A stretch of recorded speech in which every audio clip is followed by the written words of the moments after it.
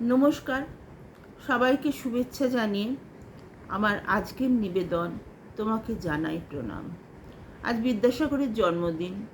যদিও সপ্তমী পুজোর সবাই ব্যস্ত, তবুও আজকের দিনে কিছু বলবো না তা তো হয় না। যার জন্য আমরা আজকে বাইরে বেরোতে পেরেছি, ঠাকুর দেখতে যেতে পারছি, রাস্তায় বেরোতে পারছি, ঘুমটা ছাড়া হাঁটতে পারছি, সেই মানুষটাকে মনে করব না তার জন্মদিনে? তা কি হয়? বাইরে তোমার কঠোর পৌরুষের দীপ্তি, অন্তরে চলেছে বয়ে স্নেহময়ী জননীর তৃপ্তি।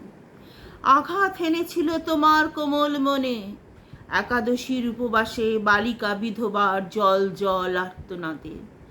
আঘাত হেনেছিল নির্মল সামাজিক অনুশাসনের, যেখানে মাতৃরূপা নারীদের প্রতি চলে অন্যায় অত্যাচার।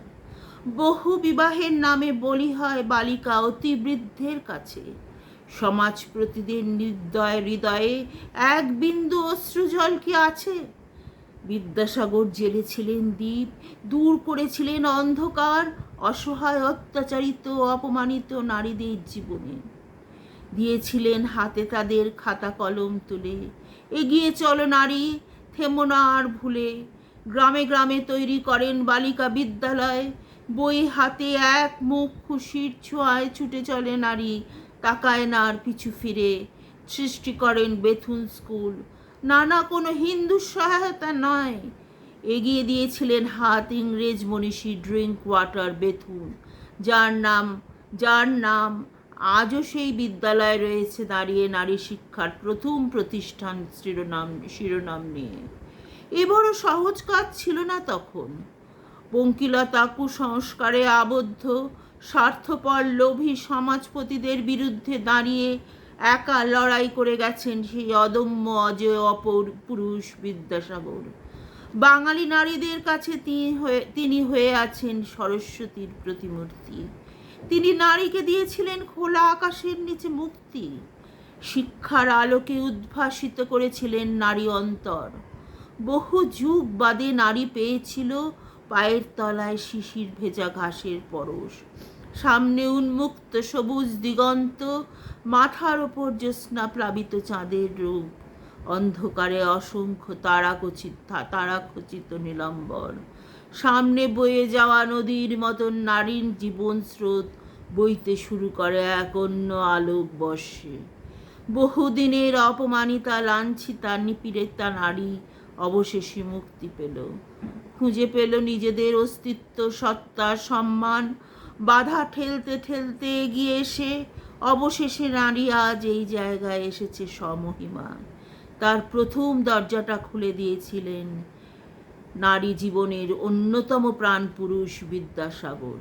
হে বিদ্যাসাগর, তোমায় জানাই এক বঙ্গজননীর হৃদয়ের প্রণাম। আজ তোমার জন্মদিন।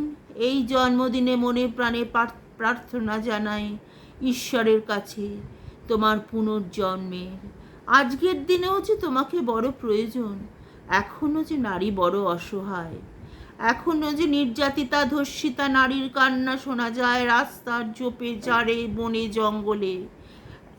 একবিংশ শতাব্দীতেও পণের বলি হয় অগণিত নারী।